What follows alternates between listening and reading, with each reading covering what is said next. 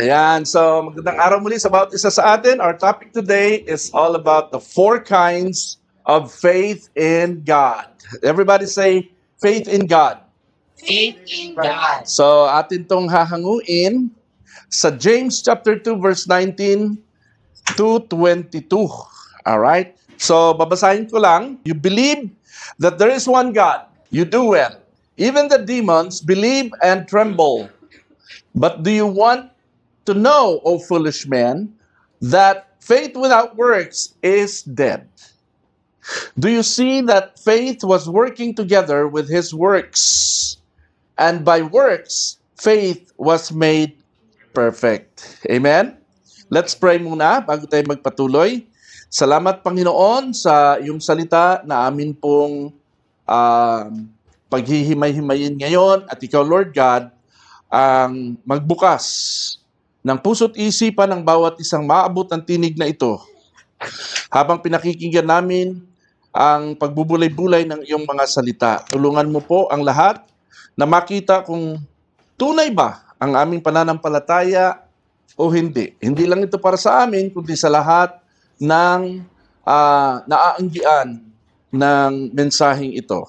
Sa pangalan ni Jesus, Ama, sa iyong kaluwalhatian, Sole Deo Gloria. Amen. Palakpakan natin si Jesus. Alright, so ang purpose po ng message natin, tatlo ang gusto kong i-share na purpose ng message natin. Masuri natin ang ating pananampalataya kung tunay ba ito o hindi. Alright, sa lahat ng nanonood ngayon, ang purpose ng message natin ay masuri nyo ang ma-check nyo ang inyong sarili. Reflect on this word study. Kung tunay ba ang pananampalataya mo o hindi, saan ka lumulugar dito? Pangalawa, upang linawin kung alin ang faith na nakakapagligtas, alin ang saving faith dito sa apat na ito. At ikatlo, para ipakita na hindi nagkakasalungatan sina Pablo at saka si Santiago, si Paul, Apostle Paul, at saka si James. Iniisip kasi ng iba na parang magkaiba ng turo sina Apostol Pablo at si Apostol Santiago, si James. Alright? Dito sa ating binasa kasi, makikita natin na ang turo dito ni James ay naka-emphasize yung works, hindi lang faith. Pero si Paul, naka-emphasize lagi ang faith without works. So ipapaliwanag natin kung bakit wala silang salungatan dyan. Alright? So para magkaroon ng linaw ang ating pag-iisip. So, gusto kong magsimula tayo sa isang simpleng tanong. Ready na kayo? Sa isang simpleng tanong. Naniniwala ba kayo na lahat ng tao ay may faith? Naniniwala ba kayo lahat ng tao may faith? May paniniwala? Okay? So generally speaking, doon tayo sa general scope generally speaking, ang faith ay katunayan ng mga bagay na di nakikita ng mga mata. Pero nararamdaman lang ng puso. Yan ang faith. Okay? Parang utak lang yan. Tanungin kita, may utak ka ba? Huwag natawa kayo. Ha? Sure na sure yung isa na may utak siya. Ha? Ang tanong, nakita mo na ba ang utak mo? Sabi ng iba, di ako naniniwala sa Diyos. Kahit kailan, di ko nakita ang Diyos. So ito ang tanong, nakita mo na ba ang utak mo? Naniniwala ka na may utak pero di mo nakita. Di ka naniniwalang Diyos, pareho namang hindi mo nakita. Lahat ng tao ay may utak. At bakit ka naniniwala may utak ka? Ang sagot, simple lang. Kasi may isip ka. Yun ang katunayan na may utak ka, may isip ka. Tama? Hanggat nag-iisip ka, alam mong may utak ka. Amen? So, tanong mo to sa atheist, kung naniniwala ba sila na may utak ka? Sasabihin nila, naniniwala akong may utak ko. Ako. Pero tanungin mo siya, bakit ka naniniwala? Di mo naman nakita ang utak na nasa iyong ulo. Alright? So anong katunayan mo na may utak ka? May isip ka kasi. Yan ang katunayan. Amen? Yan ang katunayan. At kahit ipagdiinan nila sa iyo na wala kang utak talaga, naniniwala ka pa din na may utak ka. Amen? Kasi alam mo, sa sarili mo, na nag-iisip ka, at yun ang katunayan na may utak ka. Hindi mo kinakailang makita ang isang bagay para maniwala ka. Amen? It is just something that you know. Alright? So, bakit? Kasi may isip ka, yan lang ang simpleng sagot. Isip ang katunayan na may utak tayo, ganun din sa Diyos, faith ang katunayan na may Diyos tayo. Amen? Ang iba, tawag nila dyan, intuition. Alright? Intuition, sa Tagalog niyan ay kutob. So kutob, parang ganyan, ano? Intuition is the ability to understand or know something immediately without conscious reasoning. Kahit basta hindi ko may paliwanag. Nararamdaman ko lang ito, no? Often described as gut feeling or hunch. Basta't ako'y may nararamdaman, ganon. Yan ang paliwanag nila sa faith, no? Pero sa Bible, inherent ito sa tao eh. Ibig sabihin, normal yan, natural. Sa Bible, maliwanag na sinabi ng Bible sa Hebrews 11:1, faith shows the reality of what we hope for. It is the evidence of things we cannot see. Yung hindi natin maaring makita, ang faith ang ebidensya, katunayan. No? Yung hope pa lang natin, yung sa hinaharap, wala pa dyan, di pa natin nakikita, no? Ang faith ang katibayan noon. So let's talk about faith in God naman ngayon. No, karamihan ay nagsasabi, naniniwala ako sa Diyos, naniniwala ako kay Jesus Christ, naniniwala ako sa angels, sa demons, naniniwala ako sa heaven and hell, naniniwala ako sa judgment day, etc. May faith ako. So, may confession of faith ang sinasabi niya dyan. Pero, kung tatanungin ko kayo ngayon, no? Ibabato ko itong tanong na ito as a personal question sa bawat tengang nakikinig ngayon. No? Hindi ito general question, ito ay personal question. Dahil ba may faith ka, nakakasiguro ka na ba sa faith mo na pag namatay ka ngayon, pupunta ka sa langit? Anong gut feeling mo? Anong hunch mo? Anong intuition mo? Anong assurance mo? May faith ka ba? Oo, may faith ka, sabi mo. Pero pag tinanong kita, may faith ka ba na pupunta ka sa langit? Ora mamatay ka, maya-maya. Yun ang pinaka-acid test sa faith. Kung totoo o hindi ang faith mo. Isa lang ang sagot yan, either oo or hindi. Karamihan sa mga tao magsasabi, hindi, walang nakatitiyak niyan. Pero may faith sila. Two opposing things. Ang faith is the assurance, no? It's the reality of what we hope for. It is the evidence of the things we cannot see. Hey, heaven, di natin makikita yan. Future thing pa yan eh. Pero if you have faith, you can have assurance na pupunta ka sa langit. Now, bakit di ka maka-assure? Maraming dahilan. Isang bagay, weak ang faith na yan. Alright? So, mga paksang talata na pag-uusapan po natin mula kay Apostle James, makikita natin na may 4 na uri pala ng faith. And I'm going to unpack them for you today. Amen? So, ulit, balikan natin yung verse natin kanina, itong ating paksang talata. No? Naniniwala tayo na may Diyos. You believe there is one God, you do well. Even the demons believe and tremble. But do you want to know, O foolish man, that faith without works is dead? Do you see that faith was working together with his works? And by works, faith was made perfect? Yan. Anong klaseng faith ang meron ka? Yan ang tanong ngayon. Alin dito sa 4 na ito, makaka-relate ka. Number 1, declared faith. Everybody say declared faith.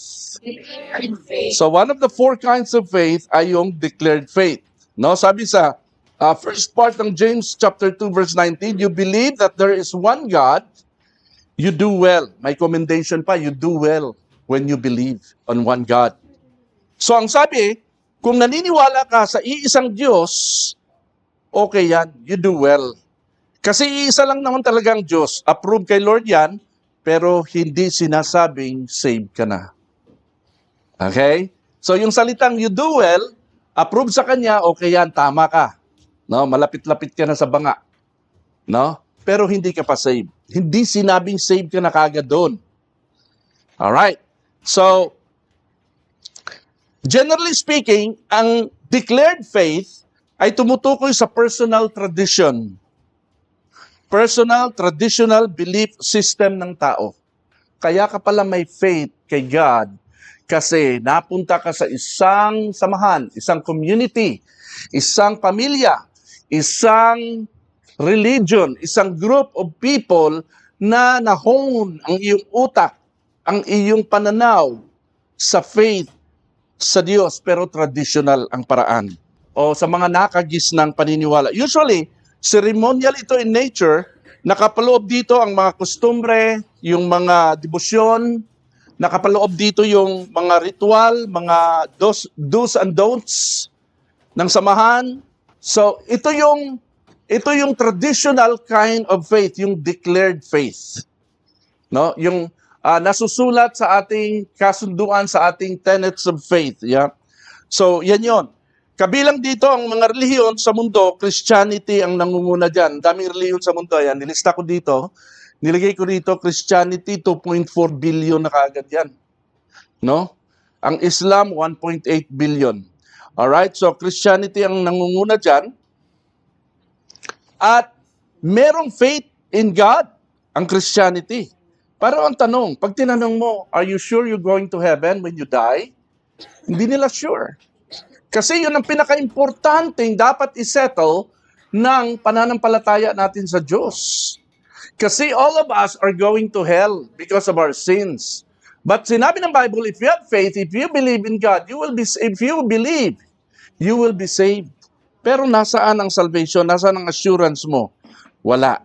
So yan, ano? Binubuo ito ng lahat ng mga tenets of faith. Alam nyo, ang tenets, pag sinabing tenets of faith, everybody say tenets. Yes. Pag sinabing tenets of faith, ito yung mga tinatayuan, tinitindigang paniniwala sa Diyos. Ito yung ipinaglalaban mo. Ito yung conviction mo. No? Ito yung declared na faith mo. Alright? Lahat ng relihiyon sa mundo ay merong tenets of faith, merong declared faith. Kanya-kanya yan, iba-iba yan. Ang church natin, ang CGCF, ay meron yan. In fact, sa lahat ng born-again churches na nakilala ko, tayo ata ang may pinakamarami at pinakamahaba sa listahan na tenets of faith. Ayan, 30 po yan. Nilagay ko dyan. Lahat ng kung ano yung tinatayuan ko, tinitindigan ko, pinaniniwalaan kong tama, nilagay ko dito. At dito nakabase ang aking mga pinapaliwanag. Alright? Ang aking pagtuturo sa 30 ito. Hindi ako lumalabas dito. Okay? Ito yung declared faith ng church natin. Alright? So, ganun yan. Declared, everybody say declared faith. Alright. So, ang mga Hudyo, may isa din silang central declared faith or confession of faith tungkol sa Diyos. Ito ang sa kanila. Deuteronomy chapter 6 verse 4, pakibasa, sabay-sabay. Ready, go. Hear, O Israel, the Lord our God, the Lord is one. Yan, ang declared faith nila. Okay? So, ang tawag nila dito ay Shema. Everybody say Shema. S-H-E-M-A. Shema. Alright? Paulit-ulit nila itong binibigkas araw-araw. Ano? Sobrang kabisado na nila to. At kahit sa huling hininga ng mga martyrs of faith, ng mga naghihingalo bago sila mamatay, inuulit-ulit nilang bigkasin ito. No? Ang tawag dyan ay Shema. Alright? So, declared faith nila ito. So, itong pinaka-statement of faith ng mga Hudyo. ng Judaism. Pero, sabi ni James, you do well. If you believe in God being one, hindi niya sinabing, you are saved. You just do well. Okay? Amen. Bigyan ko kayo ng konting illustration dito. May mga Kristiyano na alam nila ang Ten Commandments, alam ang Trinity, alam ang Gospel message, alam ang Biblia. Alright? Pero ang problema, hanggang alam lang nila, hindi nila pinamumuhay ang alam nila. So meron silang declared faith na hindi na ipapamuhay. Tayo ba ay ganon? Ikaw ba ay ganon? Tingnan mo yung sarili dito. May nalalaman ka ba sa Biblia? Nag-church ka ba? Nagbabasa ka ba ng Bible? Pero hindi mo na ipapamuhay ang mga natututunan mo, pero meron kang declared faith. Alright? So, kinakailangan, maintindihan natin ito. Okay? So, yan. Ang faith nila ay nasa isip lang, head knowledge, no application sa daily life, sa daily practice. Declared faith, traditional, ceremonial, ritualistic, hanggang doon lang. Yan ang declared faith. Sa history, merong isang tao akong nakuha dito. Kilala ng taon to?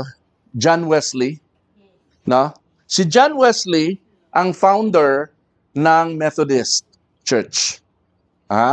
Siya ang nagpasimuno ng Methodist Church noong 1800s. Okay, 18th century. Alright? So, si John Wesley, isa po siyang Anglican theologian. Siya ang founder ng Methodist Church noong 18th century, educated and ordained minister. Nagpapastor na siya for 10 years at missionary pa nga.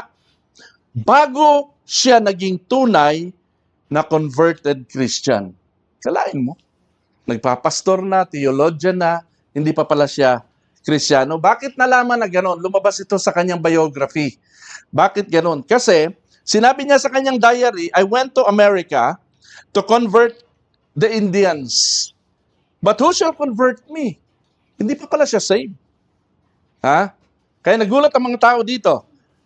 So, alam niya ang theology, naglilingkod na siya sa simbahan ng 10 taon, pero sa kanyang sarili, wala pa pala siyang assurance of salvation. Wala pa pala siyang Hebrews 11:1. No? Hindi niya sure na siya ay ligtas. Hindi niya tiyak sa kanyang sarili na ang tenets of faith niya, ang faith na tinitindigan niya, ay kaya siyang itawid sa langit. Alright? Yun ang delikado. So, ang assurance na yan ay personal experience. Assurance of salvation is a personal experience. Everybody say, personal experience. Personal experience. Okay? Hindi yan na ituturo. It cannot be taught. It can only be caught. Nakuha mo. Hindi yan na ituturo sa'yo.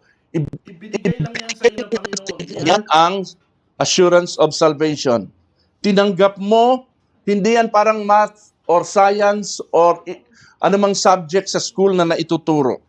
Alright? Kaya maraming preaching na katulad dito, preach ng preach, pero may mga tao na hindi talaga nila makuha. Alright? 10 years na siyang ordained minister ng malaking Anglican Church sa US noong 1728. Mula 1728. Pero noong 1738 lang siya nakakilalang totoo sa Panginoon at natiyak niya ang kanyang kaligtasan nung nasabi niya sa sarili, my heart was strangely warm. Yung parang nagdumaloy sa kanyang init na parang na-realize, parang nagbukas sa kanya ang katotohanan. Nangyari sa akin yan. Sino sa inyo ang nangyari na sa akin ng ganyan? This happened to me long time ago. Amen? Parang may something sa akin na nangyari at nasabi ko, I'm born again. Dito ako nagsimulang makakilala sa Panginoon. Bata pa lang, lumaki ako katulad ni na Jelby, ni na Javen sa simbahan at nagme-memorize na kami ng verse. Pero hindi pa pala ako totoong ligtas noon until dumating itong strange warmth ng Holy Spirit na ramdam ko sa sarili ko talaga na pumasok siya sa aking buhay. Amen? Kabataan ko pa lang noon. So, posible palang laman ka ng simbahan, anak ka ng pastor, pamilya mo born again, alam mo ang Bible, nagme-memorize kayo ng verse, church minister ka pa, pero hindi ka saved. Hello? Religious ka lang. Meron ka lang declared faith. Assurance of salvation is the acid test kung ikaw ay merong true faith. Amen? Ang faith mo ba ay declared lang? Check yourself right now. Punta tayo sa pangalawa. Demonic faith. Pakisabi, demonic faith. Demonic faith. Sabi din ni James sa letter B, even the demons believe and tremble. Aba, may faith din pala ang diablo. Okay? Now, papakita ko sa inyo, mas magaling pang faith ng diablo kaysa tao. Ha? Sabi diyan sa Mark, chapter 1, verse 24 to 26, the evil spirit in a man recognized Jesus and immediately left after he was rebuked. Amen po. So, tingnan natin to. Ayan o. Balikan nyo na lang ha, sa Mateo. Meron yan sa Mark, pero meron din akong nakuha sa Mateo 8. Okay? Sa Mateo 8:28, nang dumating si Jesus sa kabilang ibayo sa lupain ng mga Gadanero o Gadareno, sinalubong siya ng dalawang lalaking sinasapian ng mga demonyo. Siya ay nakatira sa libingan o sila ay nakatira sa libingan, napakababangis nila, kaya't walang sino man ang dumaraan doon. Biglang nagsisisigaw ang dalawang lalaki, ano ang pakialam mo sa amin, anak ng Diyos? Naparito ka ba upang pahirapan kami kahit hindi pa namin panahon? Yan. Mas malinaw dito sa mga sinabi nitong mga inaalihan ng demonyo na ito, mas malinaw ang theology ng dalawang taong ito na inaalihan ng demonyo. O sabihin natin yung dalawang demonyo, mas malinaw ang kanilang theology kaysa mga theologians. Nung unang panahon at marami sa mga theologians hanggang ngayon. Bakit?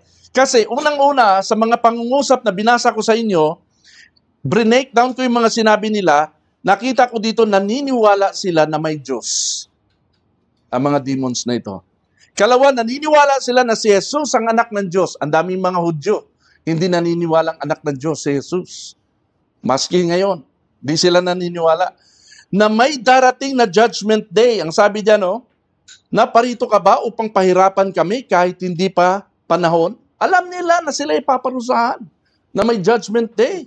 So, kumbaga alam nila ang theology ng Diyos sa kanila. Pero hindi sila ligtas. Hala. So yung palang declared faith, yung palang demonic faith, maganda din. Maganda ang theology, parang maganda. Pero hindi nakakapagligtas. So alam ng dalawang ito na sila ay mapupunta sa dagat-dagatang apoy, sa judgment day, sa the Lord's day, sa return ni Jesus Christ. Pero hindi sila nakiusap, Lord, iligtas mo kami. No? Hindi sila tumatawag ng Lord. Kilala lang nilang anak ng Diyos because they are so sure that they are not saved. Walang iniwan ito sa mga merong declared faith. Hindi nila sure. No? Pero ang mas lamang pa itong mga to kasi sure sila na pupunta sa hell. Tanungin kita, ikaw, sure ka ba na pupunta ka sa hell? Hindi ka rin sigurado. Kasi may declared faith ka. So dito sa mga pangungusap nito, malalaman natin ang katotohanan ng kanilang paniniwala. Bigyan ko kayo ng illustration. May mga tao na mahusay sa Bible debate, mahusay sa theology, mahusay sa mga doktrina. Pero walang repentance, walang surrender, walang obedience. Mga tao ito na may declared faith. Alam nyo ba, ang demonic faith, merong obedience. Hindi sapat ang knowledge at paniniwala lang sa Diyos. Ang number one, lagi ko itong sinasabi, ang number one na naniniwala sa Diyos, alam nyo kung sino? Sino sa mga relihiyoso? Of all the religions of the world, ang di primerang naniniwala talaga sa Diyos at totoo ang kanilang paniniwala sa Diyos? Ang mga Hudyo. Ang relihiyon at Judaism. Ang mga Hudyo. Pero sila ay hindi tinanggap ng Panginoon. Inilipat niya sa mga hintil ang salvation kasi inayawan nila. Si Jesus Christ. Pero they believe in God. Hindi pala sapat yung sinasabi natin, naniniwala ako sa Diyos. Hindi sapat yon that we say we believe in God. We have to be specific enough that we believe in Jesus Christ, the Lord and Savior who died for my sins and rose again on the third day. Yun ang ating confession of faith. No? Alisin nyo sa isip at sa bibig nyo yung salitang I believe in God. Kasi mas may mga magagaling pang nagbibilieve kay God, mga Hudyo at ang mga demonyo, hindi sila sinave ni Lord. Hello? Kasi ang salvation wala sa faith in God. Ang salvation nasa faith in the Son of God, kay Jesus Christ. Si Jesus Christ ang inatasan, binigyan ng authority para maging Savior ng lahat ng tao. Tama? Hindi ang Diyos Ama. Huwag kang lalapit sa Diyos Ama para humingi ng kaligtasan. Kasi ang binigyan niya ng karapatan na magligtas sa iyo at kapangyarihang magligtas sa iyo na namatay sa krus, na siyang may tumubos, bumili ng ating kabayaran sa kasalanan, no? Ay si Jesus Christ.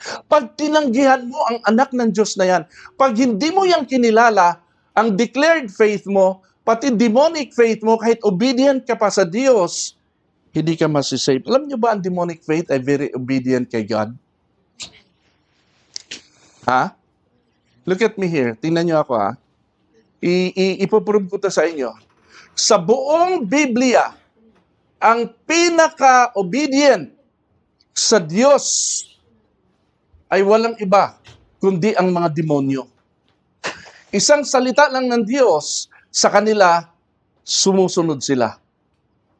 Kung hindi sila susunod, ang plano ng Diyos, ang will of God, mami-mess up.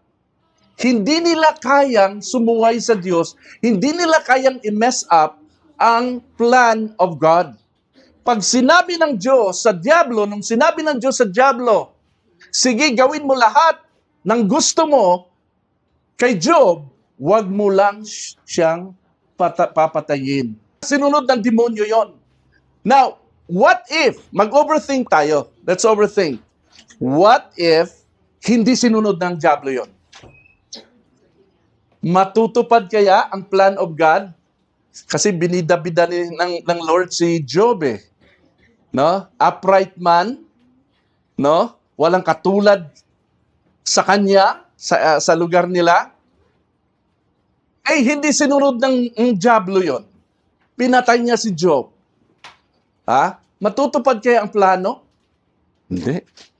Ang daming instances sa Old Testament through the New Testament na maraming beses gustong gawin ang Diablo, hindi niya magawa kasi masunurin siya sa Diyos. Hello? Alam niyo ang sabi diyan, the devil also believed in God and tremble. Everybody say, tremble. Nanginginig sa takot ang Diablo. So, iba yung may fear ka lang, o may faith ka lang, wala kang fear. No? Ang Diablo, may faith at may fear of God. Pwede ba yon? Na meron ka lang faith, wala kang fear of God? Ganun ang mga tao. Pero ang Diablo dito, pinakita, the devil also believe and tremble. Grabe, ano? What do you want with us, you Son of God? Have you come to punish us before the judgment day? Ang mga tao, may faith pero no fear of God. Sa mga demonyo, magkasama yung faith at saka fear of God. They believe in God and tremble. No? Sige Lord, sige. Sige, sige. Sunod. Ang tao, disobedient. Ang tao, rebellious. No? Pero may faith. Tingnan mo yung pagkakaiba ng tao na meron declared faith doon sa demonyo na meron ng declared faith. May theology na meron pa silang obedience. So partida pa pala ang demonyo dito. Ha? So pag may takot ang isang nilalang, 4 na bagay o 3 bagay. ang kasunod ng takot? Ano ba yung kaakibat sa takot? Pag may takot ka, sige nga, isipin nyo, pag ikaw ay takot, ano yung meron ka? Nervyos, takot kang magkamali, takot kang mapahiya, no? Meron akong 3 nakita dito. Pag may takot, ang diablo na may takot, may pagkilala sa authority yan. Kaya siya may takot. Number 2, may paggalang sa supremacy nung kinatatakutan niya. Kasi you will not tremble, hindi ka mangangatal eh. Hindi ka matatangtay eh. Kapag ka wala kang takot. Amen? No? Supreme being yung kaharap mo. Pangatlo, dahil nangangatal ka, takot ka, susunod ka. May pagsunod sa utos. Importante pala yung fear of God. May mga tao merong faith pero walang fear of God. The devil believes and trembles. Amen po ba? Are we learning ngayon? Kung ganon, ang mga demonyo pala ay mas maigi pa kaysa sa mga tao. Kung faith in God ang pag-uusapan. At hindi lang yan, partida pa sila, alam nila, sure na sure sila na wala silang salvation. Ha? Kasi nagtanong yung isa sa kanila, naparito ka ba upang pahirapan kami kahit hindi pa panahon? Nung makita nila ang Son of God, sabi nila, uy, anak ng Diyos, kilala ka namin, ikaw ang anak ng Diyos. Naparito ka ba para pahirapan kami kahit hindi pa namin panahon? Alam nila ang schedule nila. Nakita nilang Son of God, ito yung ito yung yayari sa amin balang araw. Kaya nangangatal sila. Kita mo yung theology ng demonic faith? Ha? So sure sila. Ang mga diablo, masunurin sila sa Diyos. Tayo, no, nalinlang tayo na akala natin, mas magaling tayo sa diablo, may faith tayo kaysa sa diablo, etc. Pero alam nyo ba, na kung ang diablo ay sumusuway sa Diyos, sa lahat ng ipinag-uutos ng Diyos, magi-scramble itong earth na to sa kaguluhan. Naintindihan natin? Bakit hindi binobomba ng Israel, ng Amerika, ng atomic bomb?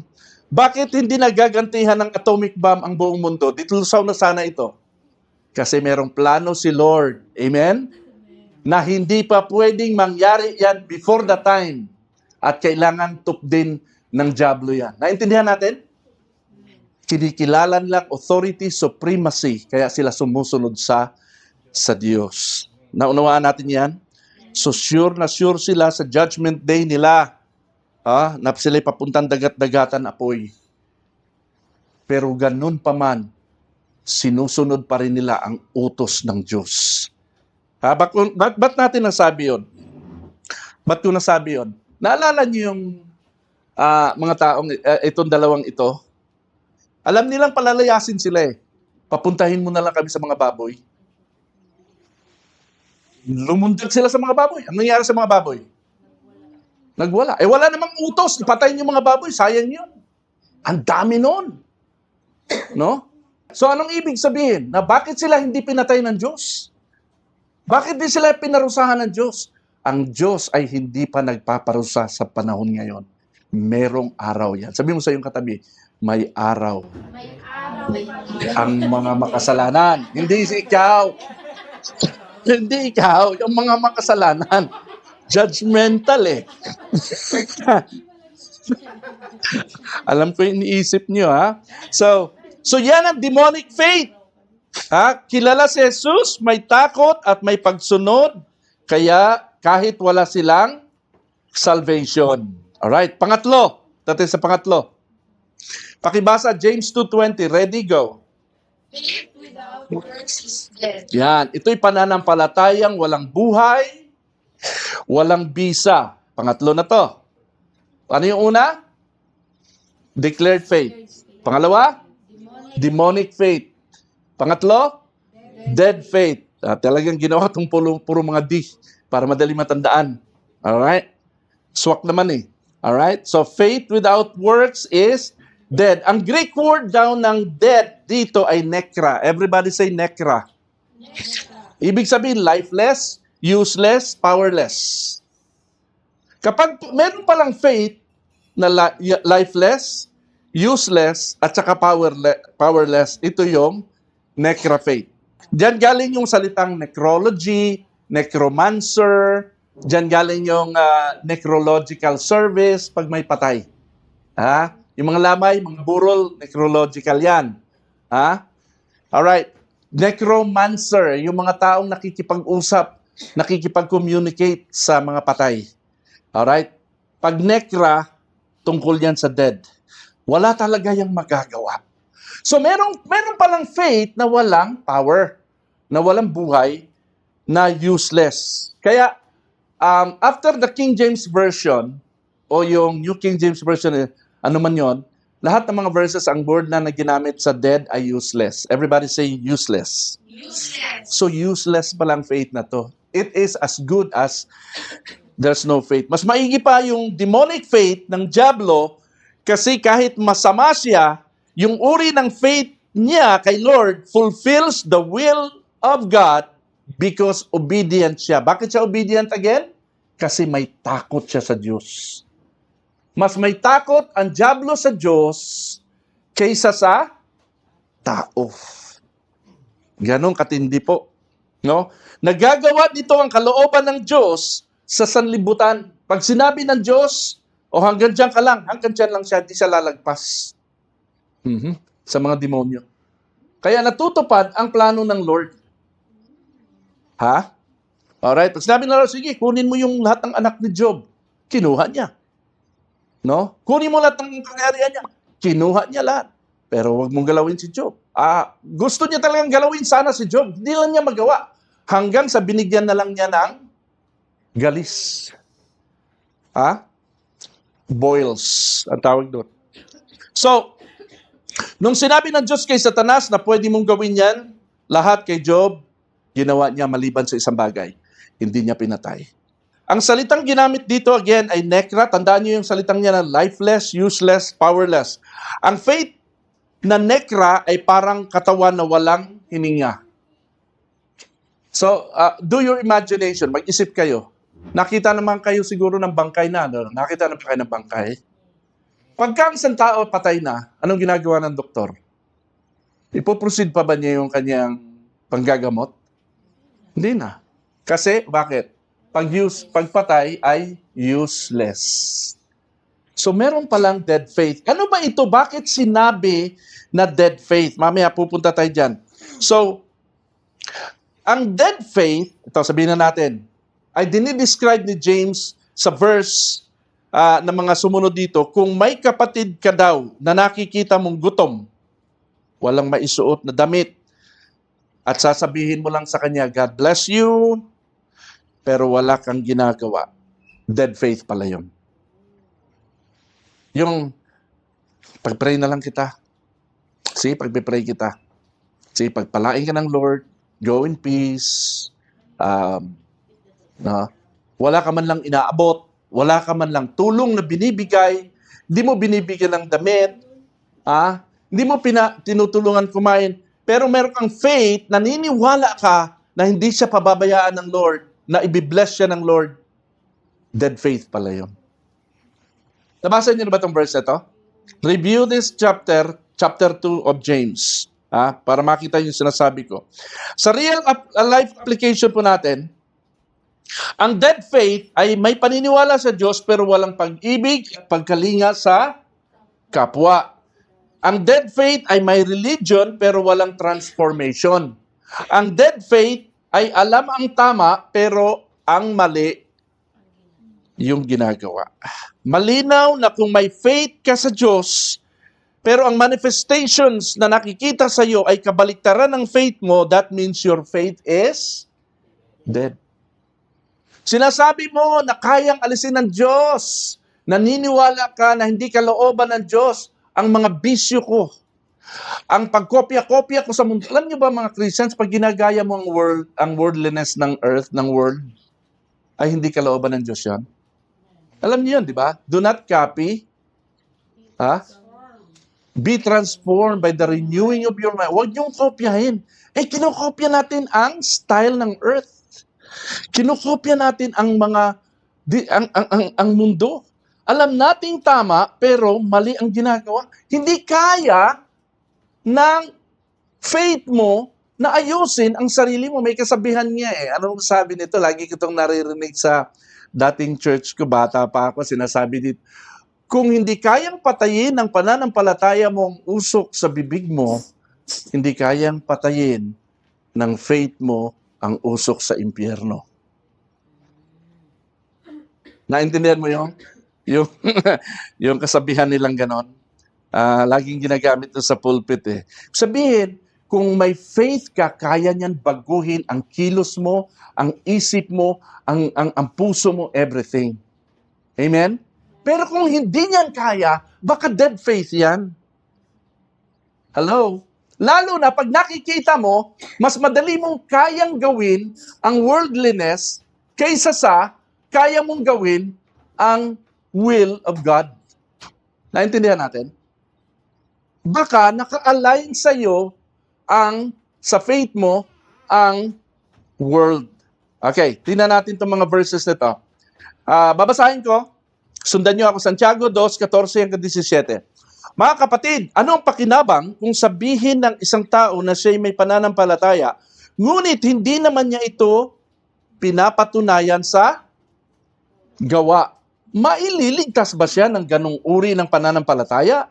Halimbawa, may isang kapatid na walang maisuot at walang makain, kung sasabihin ninyo sa kanya, patnubayan ka nawa ng Diyos, magbihis ka at magpakabusog, ngunit hindi naman ninyo siya binibigyan ng kanyang kailangan, ano ang silbi niyon?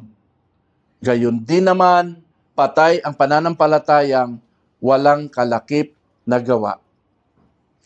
Kasi si Jesus Christ, when He came to earth to save the world, to do His ministry, naghasik siya ng tulong at pagmamahal sa mga, naghasik siya ng kagandahang loob sa mga tao. Pero tayo na nataguri ang kamukha ni Jesus, Christian followers ni Christ, hindi natin ipagpatuloy ang ministry ni Christ, delikado yan. Baka dead faith yan. Manifestation ng dead faith yan. Now, ano naman ang manifestations ng living faith? Para naman mabalanse natin. Okay? So, Efeso 2, 1, 2 hanggang 5. Patay, subalit binibigyan o binigyan buhay, noong unay patay kayo dahil sa inyong mga pagsuway at mga kasamaan. Sinusunod ninyo noon ang masamang takbo ng mundong ito at napailalim kayo sa pinuno ng mga kapangyarihan sa himpapawid. Ang espiritong naghahari sa mga taong ayaw pasakop sa Diyos. Kita mo yung disobedience, ano? Subalit napakasagana ng habag ng Diyos at napakadakila ng pag-ibig niya sa atin, tayo'y binuhay niyang kasama ni Kristo noong tayo'y mga patay pa dahil sa ating pagsuway. So living faith results in newness of life. Magpapago talaga. Patay ka, binuhay ka. From darkness to light.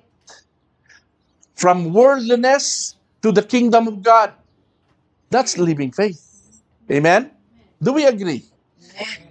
Pangalawa, living faith results in regeneration. What is regeneration? Pakibasa, kabisado nyo to eh. 2 Corinthians 5:17. Ready, go. Kaya't kung nakipag-isa na kay Kristo ang isang tao, isa na siyang bagong nilalang. Wala na ang dati na pagkatao, sa halip ito'y napalitan na ng bago. Ang Diyos ang gumawa ng lahat ng ito sa pamamagitan ni Kristo. Ito'y napalitan na ng bago. Wala na ang dati niyang pagkatao, bago na. Ang Diyos daw ang gumawa ng lahat ng ito. Ikaw bang gumawa? Hindi, ang Diyos ang gumawa. So not by good works para tayo mabago. Ang good works ay resulta. Everybody say, resulta bunga. Lamang ng regeneration na ang Diyos ang may gawa. Amen? Living faith results in regeneration. Panghuli. Living faith results in good works. Efeso 2:G, sapagkat tayo nilalang ng Diyos, nilikha sa pamamagitan ni Kristo upang iukol natin ang ating buhay sa paggawa ng ano? mabuti. Iyan ang layunin pinili ng Diyos para sa atin noong una pa man. Matindi ito, no? So, tayo ay nilikha ng Diyos to do good works.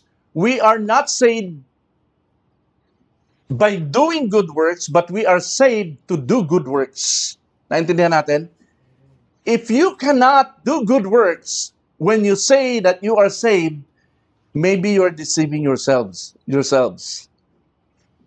Kasi, ang reality, pag ikaw ay saved na, result niyan, good deeds. Result kasi niyan, regeneration. Tama ba? Ganun ang result niyan. Pag sinabing regeneration, ano? Born again. Born again. Yan ang simpleng ibig sabihin ng regeneration. Okay? Naisilang kang muli. Binuhay kang muli. Okay? Panghuli. Pakibasa. Number 4, demonstrative faith. Faith na na-demonstrate by works. Pananampalatayang nagre-resulta sa mga mabuting gawa. James 2 verse 22. Pakibasa. Ready, go. You see? Go. You see, his faith and his actions work together. His actions made his faith complete. Yung pala ang sumiselyo na tunay ang faith mo kapag ka may action na nangyayari. Ang key word sa verse na ito ay yung salitang together. Yun dang faith at saka action, they work together. Mag-asawa pala yon. O kaya kambal pala yon. Iisa sila. Hindi mo pa pwedeng sabihin na may faith ka lang, walang action. Hindi mo rin pwedeng sabihin na ikaw ay uma-action para patunayan mo na meron kang faith. Hindi ganun. Kasi ang action ay bunga lang yan ng faith. Yung iba kasi, they try hard to do their best na maging mabuting tao para sila masave. No, hindi. Ang trying hard natin ay resulta lang ng ating faith. Yung faith, binigay kaloob ng Diyos yan, libre, walang bayad. Okay? Pag meron ka na noon, ang result works. Ibig sabihin ng actions, faith and actions work together, ibig sabihin package deal. Everybody say package deal. So package deal ito, hindi sila magkahiwalay na trabaho. Ito ipagka ikaw ay may faith na, matik yun, may action ka, may good works ka. Pag hindi mo nakikita ang good works sa iyo, hindi mo kayang sundin ang kalooban ng Panginoon, baka dead faith ka. Naintindihan natin? So again, ang purpose ng message nito is for you to reflect and check yourself. Sa lahat ng mga nanonood, pakinggan yung mabuti ito. Kasi ang mga relihiyon ngayon, ang mga churches ngayon, medyo malabo ang paliwanag eh. No? Puro good works, you have to strive, do this, do this, do this, don't do that, don't do that. Kung gusto mong mapunta sa langit. Ang salvation ay hindi sa do's and don'ts. Ang titingnan mo dito, yung bunga. Sabihin natin bunga. Pagka meron kang tinanim na puno, anong inaabangan mo? Yung puno o yung bunga? Bunga ang hinahanap mo. Hindi na mumunga to, ang tagal-tagal na. Nangyayari dito. Dapat namumunga na, season na ngayon eh. Kumbaga, no? Package deal. So, paano? Basahin muna natin yung Santiago 2:21 hanggang 22. Ang ating amang, si Abraham, ay kinalugdan ng Diyos dahil sa kanyang mga gawa.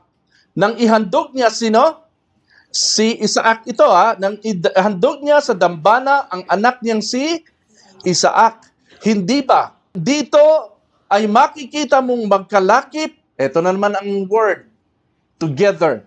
Magkalakip ang kanyang pananampalataya at mga gawa.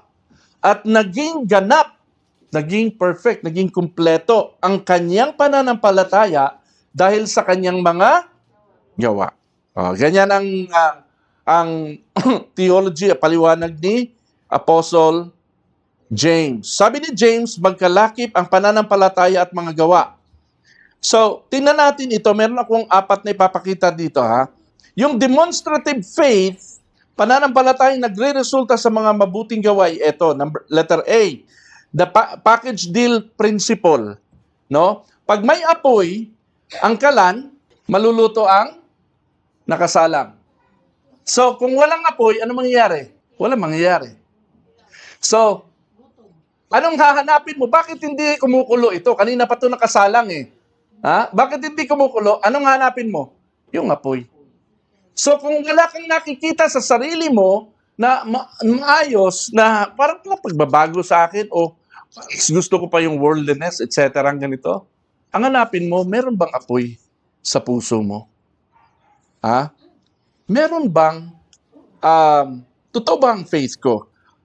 Pakibasa yung pangalawa. Ready, go.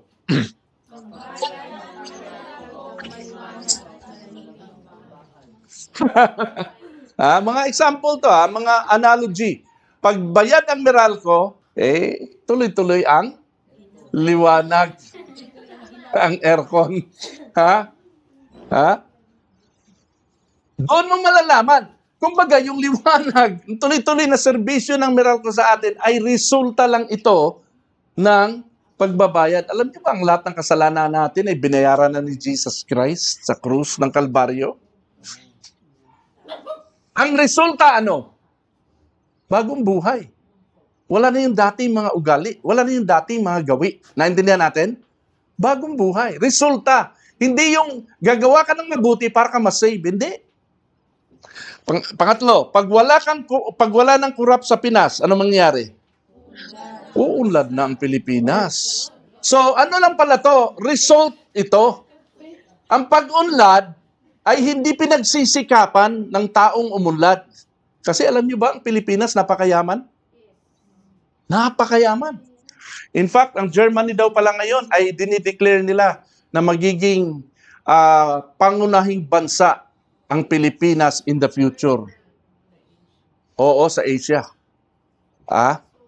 Germany pa ito. Lahat ng kanilang mga top brass na mga economists at mga nag-aral, nakita nila sa Pilipinas dahil sa klase ng mga tao sa Pilipinas, mga Pinoy, at kostumbre natin, at yung yamang dagat natin, at yung, basta't lahat nandito na raw sa Pilipinas na wala sa ibang bansa.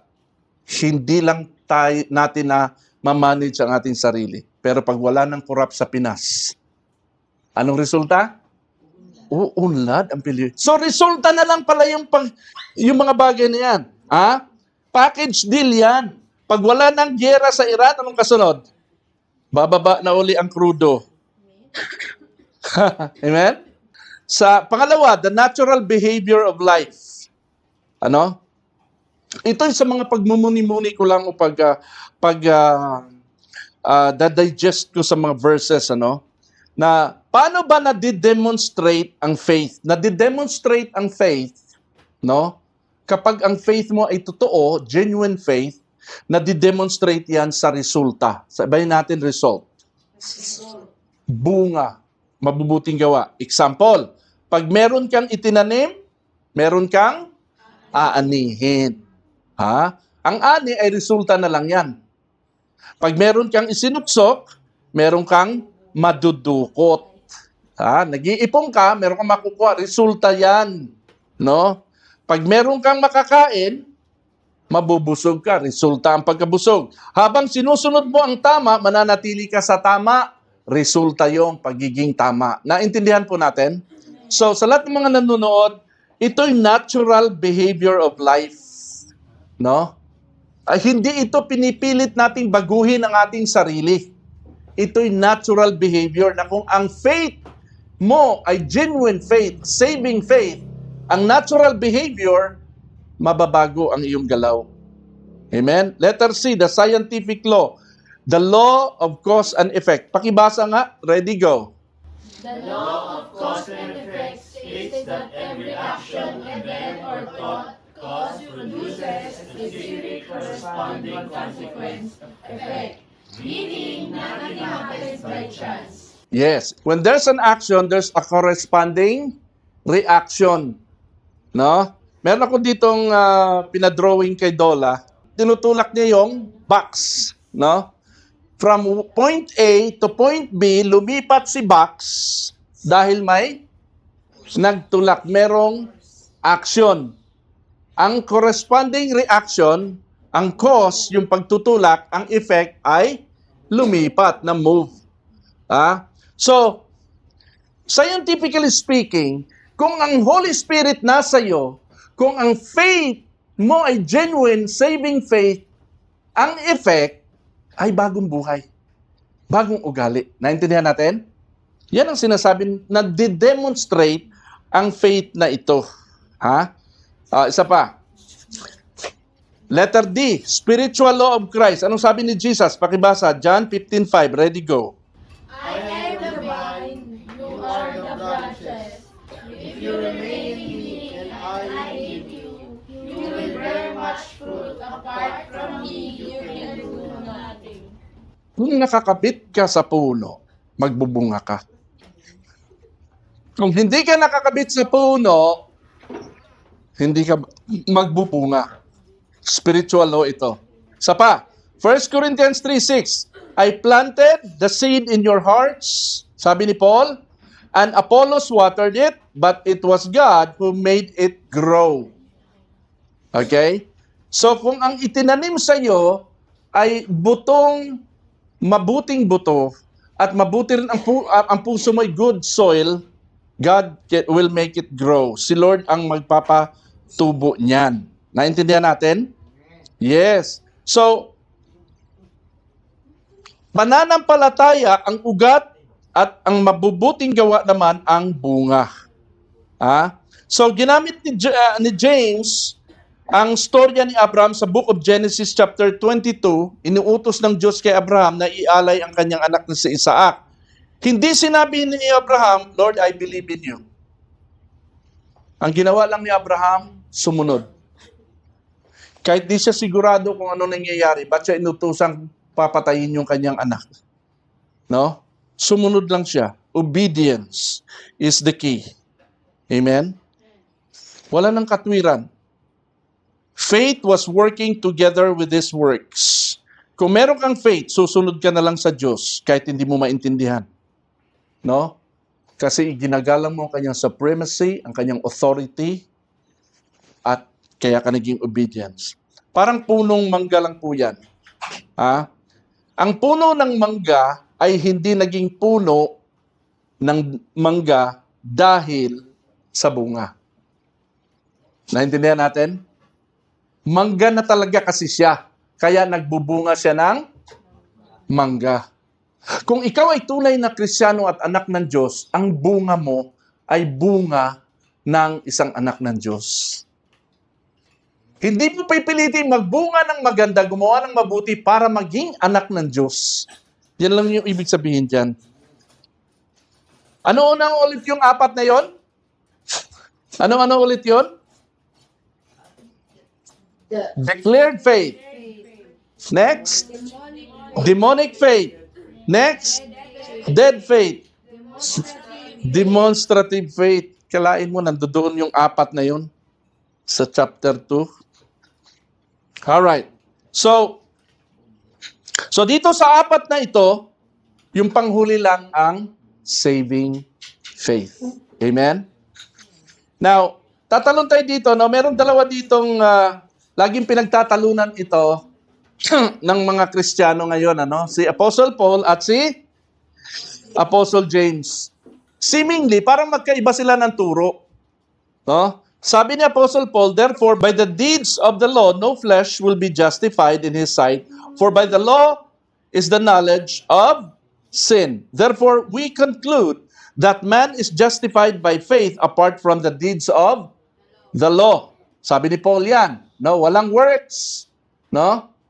Kasi para kay Paul, ang works, resulta na lang ng faith. Yan yung aking pinapaliwanag sa demonstrative faith.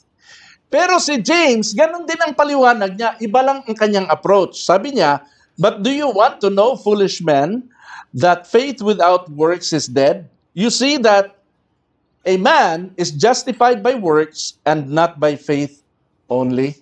Naintindihan natin? So bigyan ko rin ng example, dito tayo magtatapos. Merong isang burning house. Sino sa inyo nakita ng bahay na nasusunog? Yung actual. Pero hindi naman kayo nasunugan. Okay? Kakatakot yun, no? Yung malaking masyadong lalagablab na apoy. Isipin ninyo, may isang bahay na nasusunog. May isang tao sa labas ng bahay na sumisigaw, sunog, sunog, sunog! Lumabas kayo, tulong! Tapos may tao sa loob, may 4 na tao sa loob. Yung unang tao, sumigaw siya mula sa loob, oo, naniniwala ako na may sunog, pero hindi siya lumalabas. Nasusunog yung bahay nila, hindi siya lumalabas. Naniniwala siya na may sunog, pero nanatili siya sa loob. Ha?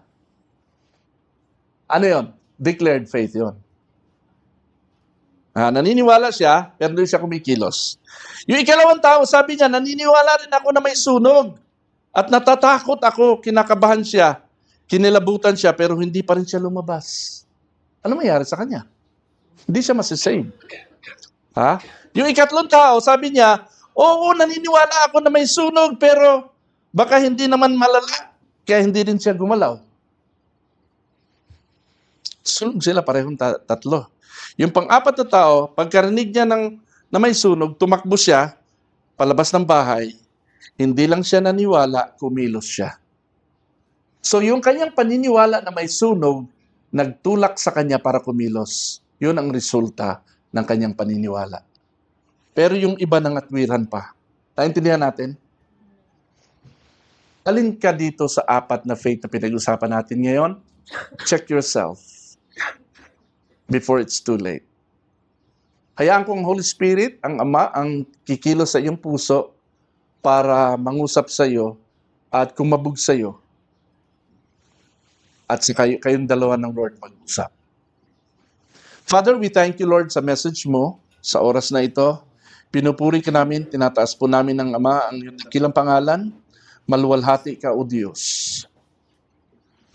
Hipuin mo ang puso ng bawat isa na naabot ng tinig na ito.